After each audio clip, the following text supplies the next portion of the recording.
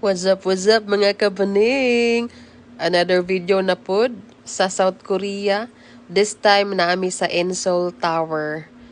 Isa sa famous nga tower diri sa South Korea mga kabaning.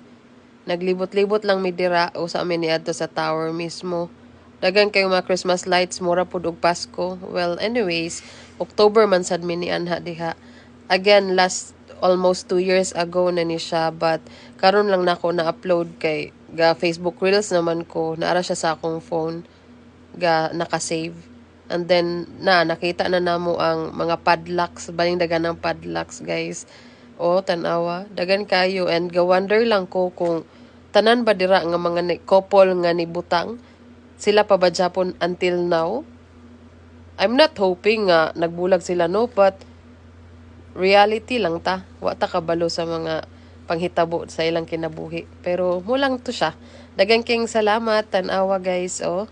Nagpicture-picture na mi dira kauban ang mga padlocks. Amping and God bless. Daghang salamat mga kabaning sa pagtanaw and sa always nga pagsuporta nako. Munay Inseol Tower mga kabaning, diya pa oh. 5, 4, 3, 2, 1. Tananan. Tanawa nindot kayo. Goodbye.